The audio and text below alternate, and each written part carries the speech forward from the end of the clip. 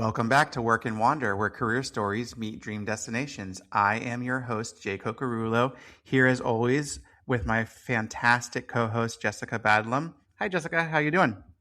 Hey Jay, I feel like you're always so nice, giving me like the most wonderful accolades opening the podcast, and I got to give them right back to you. Like this Oh, is your moment, Jay.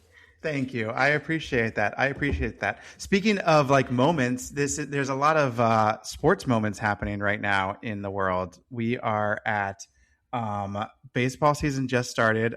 We're Yeah. headed towards the playoffs for both NHL hockey and the NBA, and March Madness is like in full Wrapping effect. I up. think when this episode finally drops, it'll be right after March Madness completes. But you guys a big sports house?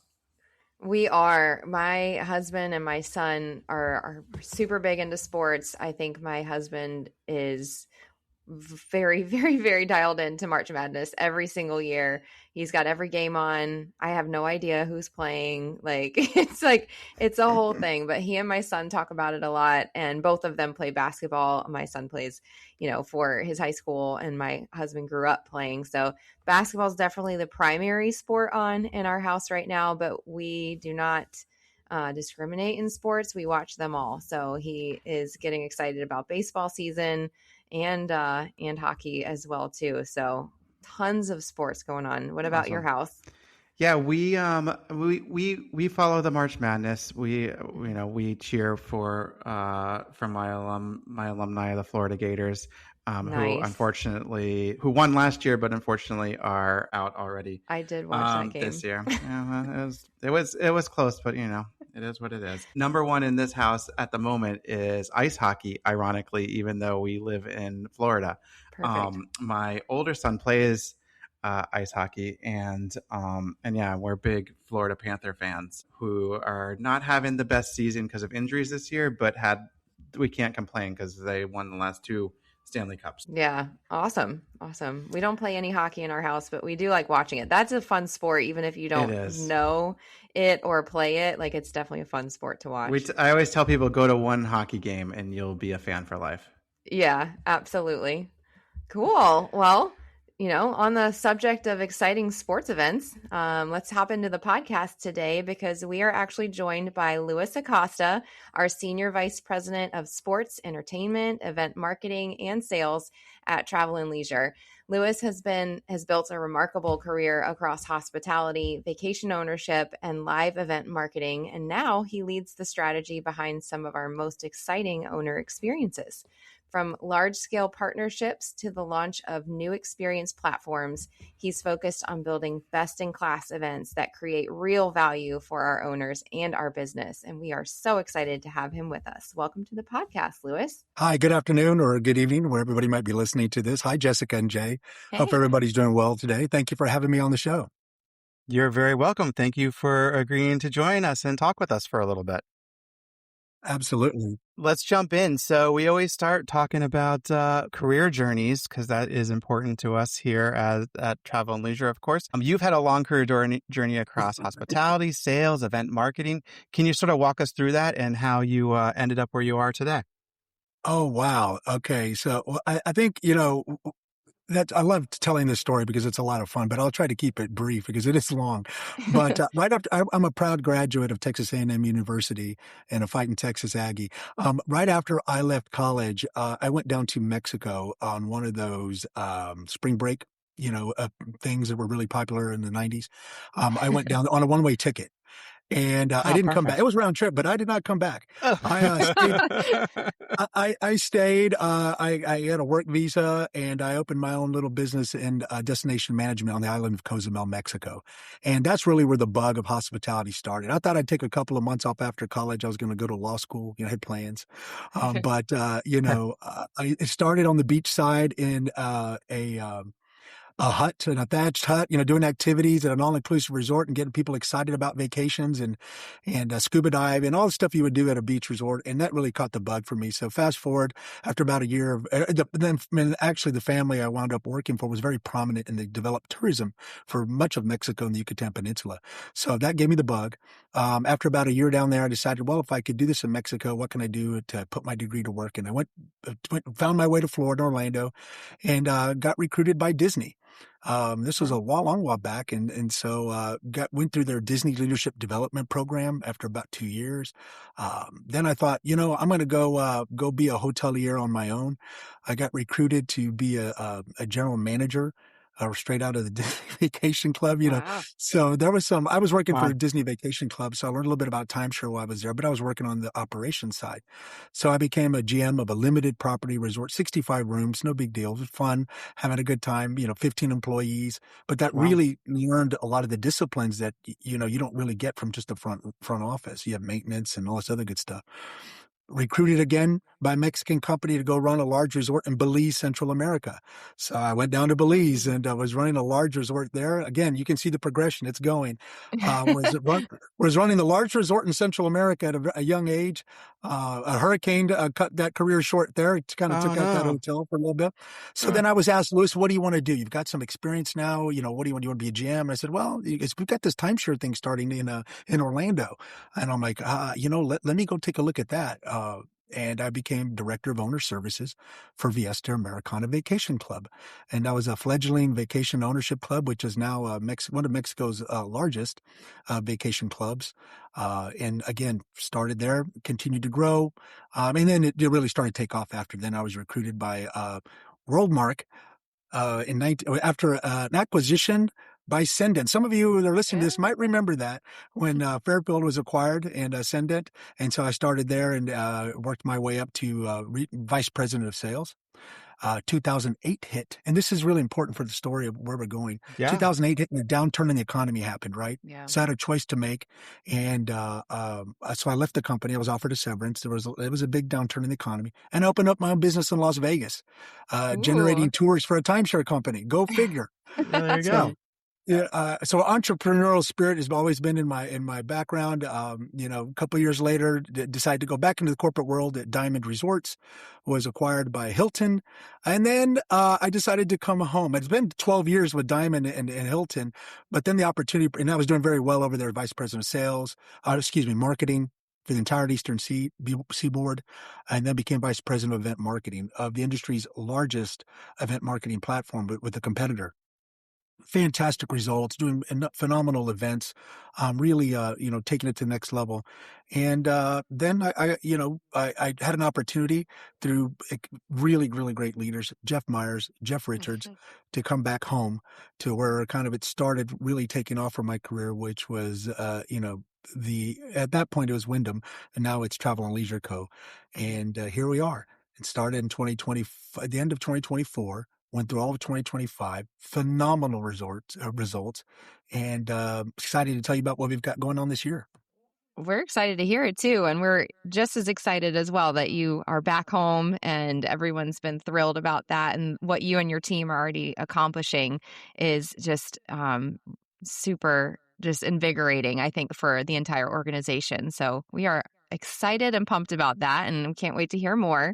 In your role today, you're helping shape the standards behind next generation owner experiences. What does best in class actually look like for you? I'm glad you mentioned that because there's events and experiences, and then there's events and experiences.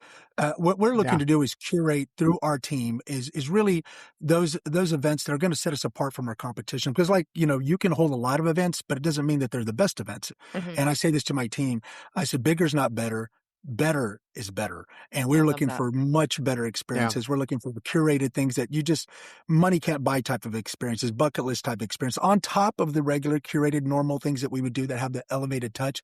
But we're doing things that, just like we did this past weekend, a race at the Daytona 500, which other people are doing as well. But while they're sitting up in the suites and having, chicken tenders or whatever they're serving up there, we're having chef curated meals from a chef that was on, America's Top Chef, in a trackside experience with the Legends of Racing, hosted by the Legends of Racing, Yeah. which would be, Jimmy Johnson and the King Richard Petty. Love Those him. are things that you just can't get, and our owners are sitting there wowed and taking pictures with them and working with the pit crews and going down and seeing the pits next to the races and feeling the wind rush by, seeing these things happen in real time. It truly is a world-class experience. Seems like we should do a podcast live from one of these fantastic events. Like I I will agree, give you an Jay. opportunity. I will give you an opportunity. I'll save that for dessert. I've got something coming. I'll save that for dessert. I've got something coming up in May that you guys will want to be at for sure. Oh, exciting. All right. Well, Don't forget, I'll save that for the end. That means everybody's have to wait. Save it for the end. Everyone's got to wait to the end. Cliffhanger. I love it. Louis definitely lives in the sales world. I saw some of the pictures from the event in NASCAR, and my dad was a huge NASCAR fan growing up. Like, he had season tickets to just the Richmond race, kind of where we grew up, and all of his downstairs man cave is Richard Petty. Everything's Richard Petty. So, big fans for sure. Absolutely, the king. There's none other, and he comes out to every single event that we host. And Legacy's just done a phenomenal job. So that we've got 22 more experiences this year to do with them. So we're excited. Oh, That's nice. amazing. That's amazing. Well, we've touched on it a little bit, but you're helping lead the launch of Travel and Leisure Marquee Experience Platform. What makes the shift important for the business and especially for our owners? Great. Let me back up here. Experiences have been a part of our DNA for a very, very long time. And I'd be remiss if I didn't mention the legacy that our team has made with the former brand, which was Party Weekends. Party Weekends, I sense, when my first experience with the company was in 2003. We were starting Party Weekends back then. And so for the last 20 some odd years, that's been a hallmark of what we do. It is providing those 3-day type of events where we'll call owners at home, invite them onto an event, and truly give them a great experience. We've been doing concerts, sporting events, culinary events, you name it. I have a saying. I said, if it's safe and we can get it past the legal department, we're probably going to do it or have done it already.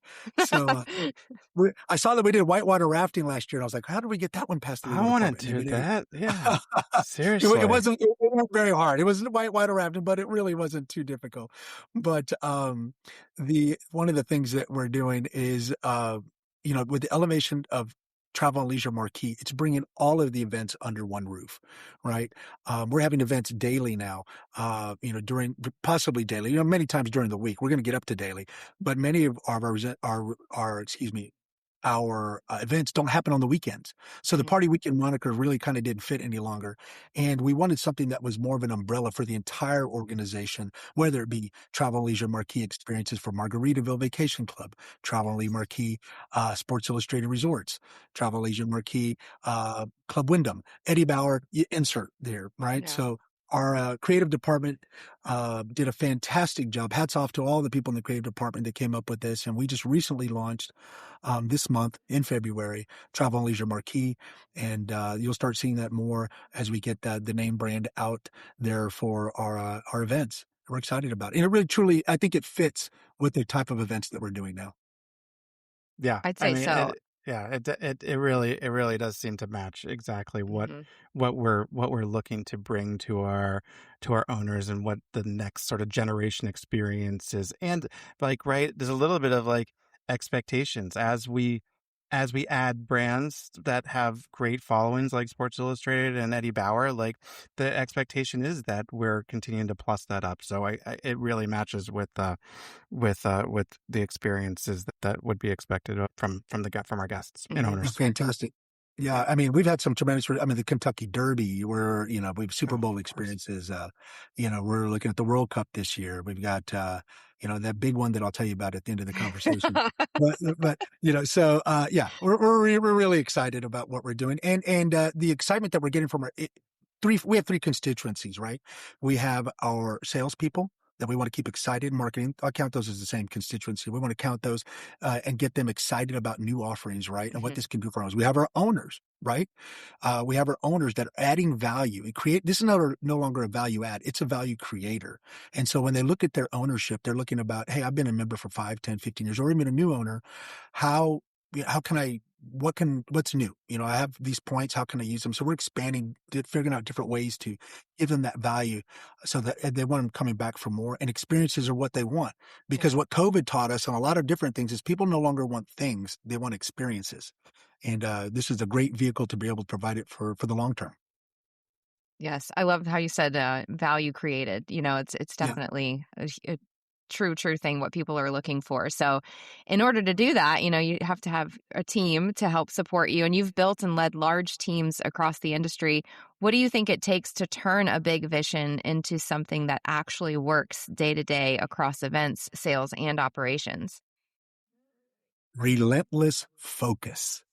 All You right. have to you have to be in a positive way. Some people can just be, a bull in a china shop. You have to manage through relationships, and that's such a big part of our business. And this is what I really love about our culture at this company is that everybody wants to win.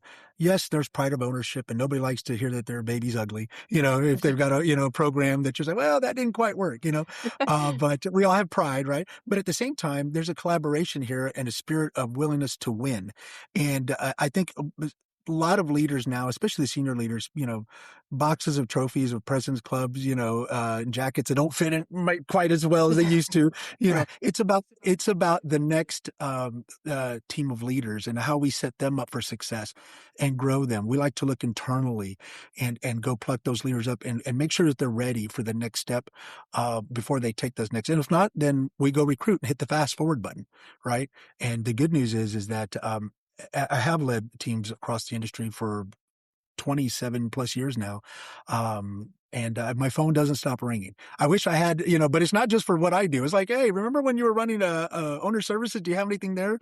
How about in sales? How about in marketing? I was like, hold on a second, and so, I've worked with our HR department to place people internationally already for the company as well. So, Very nice. when we talk about relationships, we talk about what it takes to build a division. It is a relentless focus. It's execution. And the execution's got to be pure. It's got to be correct every single time. You can't wobble on it because then, you start to make what your vision, what you started with does not look anything like what it should be. And so it's a duplication. And we're in our second year. We're looking to scale. So we had four different areas of very big success last year in the four areas where we started. Now everybody wants to get on board, which is great enthusiasm, but we got to have it set the right way, right? So we want to make sure that we have our event specialists leading the charge in the forefront of what it is to create these events, curate them, and execute on them. And then really make that event special for the owner so that when they come in and speak to, our executives are starting on third base. They're Mhm. really Yeah. about, hey, would you like some more of this? Yeah. Yeah. Mhm. No, that I I couldn't agree more. And I feel like, right, the the drive, the focus leads to drive, which leads to success, which leads to something great for, Mhm. in your case, events and experiences. Speaking of experiences, right, we're going to shift a little bit away from the work and jump into wander because we want to know about what kind of travel or, events experiences drive you. So you've worked obviously in a ton of different markets, Belize, Mexico, Yeah. obviously in the US, in Vegas and Orlando. How has travel shaped the way that you think about experiences and leadership? I think people do themselves a disservice if they don't travel. I Mhm. mean, traveling really opens up and expands a person's vision and mind to what's, the wonder of exploring this beautiful earth that we have, but more importantly, cultures. Agreed. I find in all of my travels, and I've not been, there's a lot of places in Europe that I'd like to go. I've been as far as Greece and Poland, but there's, I'd like to travel the Middle East and some other places, but Egypt I've not been. But however, all Mexico, the Galapagos, Hawaii, Galapagos. um, Africa, and what I find is that people kind of are the same wherever you go. They want to take care of their families. Mhm. People want to find love. They want to find community. They have passions. And if you just take the time to listen to them, you find that you have more things in common than what the, media or the, whatever that today would tell you how divided we are. Mhm. And I think travel brings people together because I can't tell you how many conversations I've had just talking to somebody walking, hey, what's going on? And they'll tell you and they're excited. And you can see, what's going on in their lives. And you kind of intimate in your own lives, like, hey, I see them talking to their kids about, I was in Mexico recently and you see, people just talking to their children. You wonder what the conversations are. And it was very similar. They go to church, they whatever they're doing in their lives is just very similar to things. And travel brings that home. But it also puts an amazing backdrop, whether you have Chichen Itza or, or is it the blue-footed booby down in the Galapagos? I saw that and I was Yes. like, wow, that's Yes. My cool. favorite bird. Or the amazing tortoises, that are down there, or seeing the big five in Africa. Those are wonders, is an experience that I think, just really expand people's minds.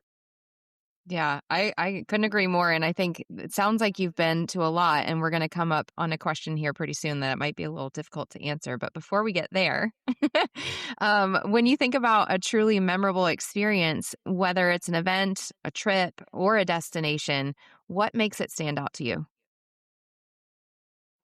I always tell years of saying in sales and people always, I think Maya Angelou actually said it. So I'm like well, I won't get it correct probably, but I'm going to paraphrase. People don't remember what you say or will forget 90% of what you say, but they'll remember 100% of how you make them feel.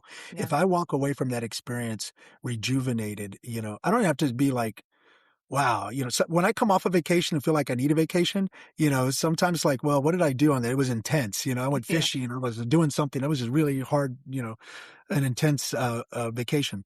But I think what really sets memories apart for me is just time with family and taking those mental snapshots and those pictures of like seeing a smile on my kid's face or my wife's face, when they're just laughing and enjoying life, because really that's all we have at the end of the day is these memories we create. And so I can tell you my best experience is going to be on my next one. So I love it. I keep looking forward to Oh, the next one. all That's a right. great mindset to have for I sure. like it. Yeah. And the I best like time to it. plan vacation is when? When Now. you're Now. on vacation. Oh, when you're So on. Oh, all Oh. right. That's That's funny. right. That's right. The best time to That's plan funny. vacation is when you're on vacation. It's like, Keep it where are we going to rolling. go next? You keep the Yeah, thing rolling because, if you don't have a plan, people don't plan to fail. They fail to plan. that's And right. so that in our program, guess what? We take all the guesswork out of it for our owners and we do it for them. There you go. It makes it easy. Makes it easy. Yep. All right. Well, so let me ask you this, because the best vacation's the next one. However, Okay. has there been a travel destination, you have to think in the past now, that has given you a fresh perspective or a fresh, like, something that like rejuvenated you? Yes. Yes. Okay, Yes. go. San Miguel de Allende. And I say San Miguel de Allende in Mexico Oh, it's a UNESCO World Heritage Site, and okay. it's an amazing experience. I happened to go there through not this past year, a year ago, during Dia de los Muertos, which is All Saints Day for us here, and just the cultural experiences, the way they celebrated people that had passed on and remembering them, and with the churches and the community really came out, and the being able to dress up and Mhm. get your face painted, and it's just a wonderful. It wasn't like Halloween. Halloween's a great experience. It's a great American experience, Yeah. but this experience was a Mexican tradition, and being able to experience it down in Mexico in that wonderful setting was actually very moving, because you get to see these people that are not necessarily mourning they're people that have passed, but celebrating their lives. Mhm. And I always tell my kids and people, like, listen, you only got a generation or two where people kind of don't, kind of forget who you were, but it's, if you pass down those oral traditions of family and things of like that, that's where your memory lives on. And I thought that was pretty cool. Yeah. I can't even imagine. Like when you said moving, that's exactly the word that I was thinking of, because I can't imagine. You see and hear a lot about Dia de los Muertos, right? And then Yeah. but being there when they're Yeah. celebrating it, I can't even imagine. I So much fun. hope to one day. Yeah, I encourage you, look it up on the internet. Go check it out. Look at the pictures. It is a wonderful place. Oh, The cathedral there is pink granite stone. Ah, It's on the gold road there. I think they call it the Camino de Oro. But anyway, that's where the silver and it used to come up with the Spaniards through that town wow. up into to Texas over to Louisiana. But beautiful area of the country, and highly recommend anybody go check that out. Nice. Well, we're back to that tough question that I was going to reference earlier. It sounds like you have had some amazing experiences around travel and vacations. Is there something that's still on your personal bucket list? Uh, you know, I'm blessed to, gosh, that's a tough one because in my line of work, I have been blessed to meet so many celebrities, eat at some of the finest restaurants. Just, it's very, very hard. I want to say I'm very sensitive to that because when I tell this to my owner, to my team members, it's like, remember, you might have done this event the third time or the fourth time, but this is this person's first time. And we have to have that Yeah. first day mentality. Like, hey, this is the first time, show up like it's your first time every time and be just as excited to do it for the 10th time as it's the first time. Uh, I think, I'd like to see the pyramids in Egypt. I'd like to visit Japan. There's some areas of the country. I'd like to go back to Greece. I still I'm going to plan this soon in my spare time when I'm not doing all these events. But I'd like to go experience the Vatican. So in Oh, Vatican all right. City. So We'll and hold then you to it. We'll follow up. I will. I've told my wife, we got a plan, but that's going to take a while because I'm going to spend a lot of time in these museums and we'll like to go see that experience. Yeah. I mean, the Vatican is a fantastic experience, and there's so much. The museum is so huge, and so many people just want to, because the Sistine Chapel's at the end. They make you go through the whole museum to get Save there. the best for last.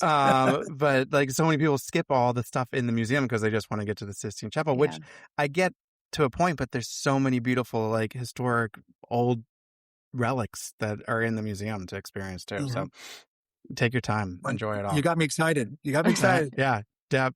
So yes, I've been blessed enough to go twice. So so it is once on my honeymoon with my wife, and then the whole family with my sons and my parents went a few years ago. So it was it's a fantastic experience. The kids are a little like, how many more marble statues can we see? Yeah. But you know what? Old buildings, Dad. Buildings. They're gonna appreciate it. They're gonna. When can we go get more pasta?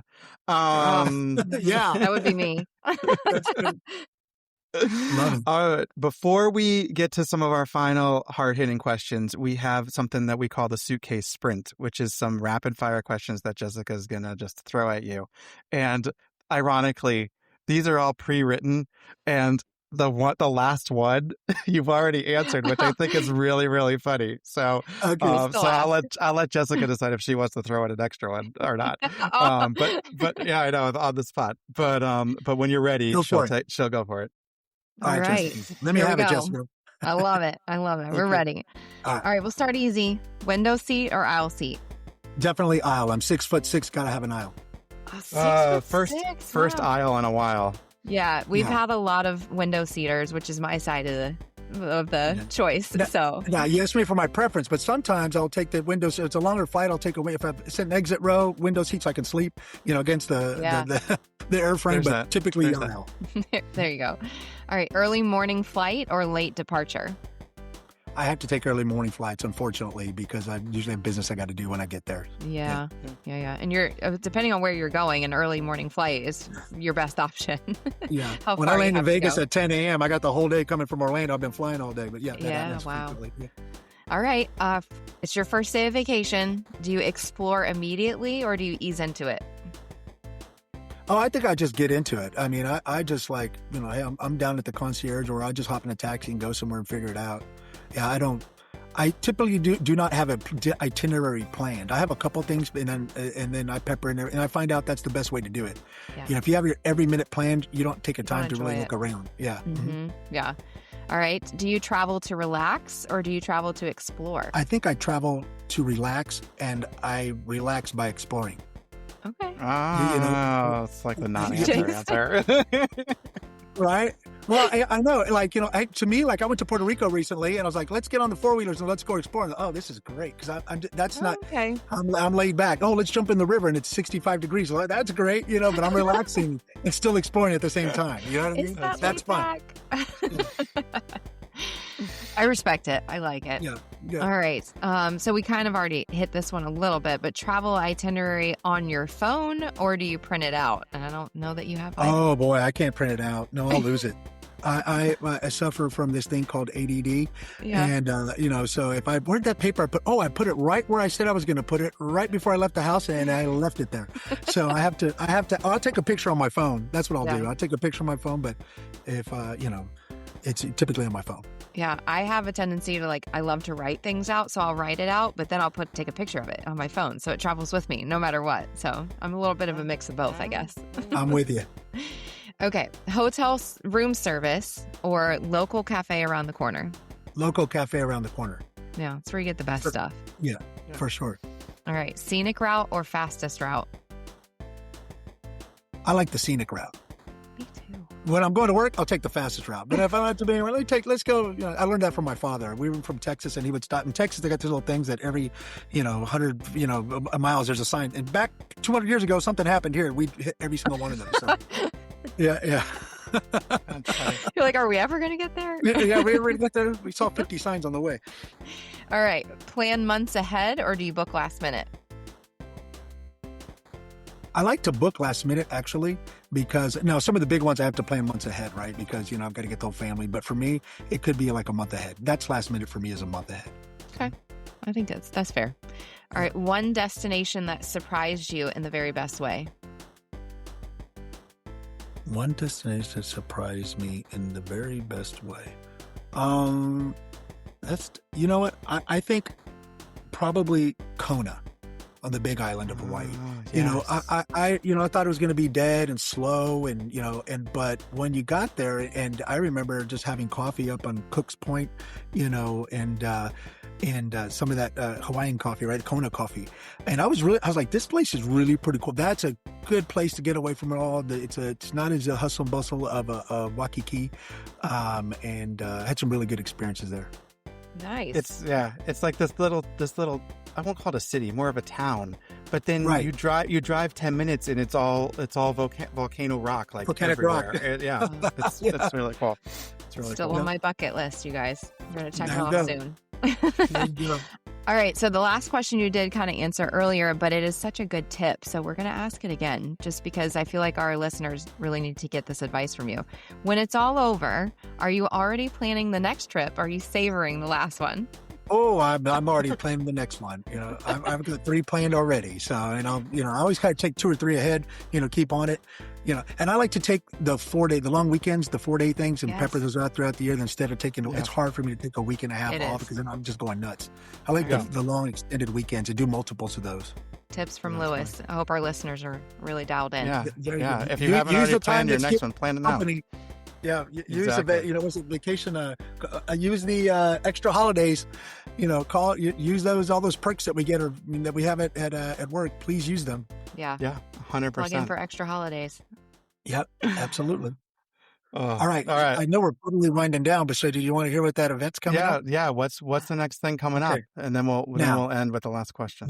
I will tell you. Now, I'm not sure when this is going to hit the wire, but for when this actually podcast is going to go out. But we recently signed a deal.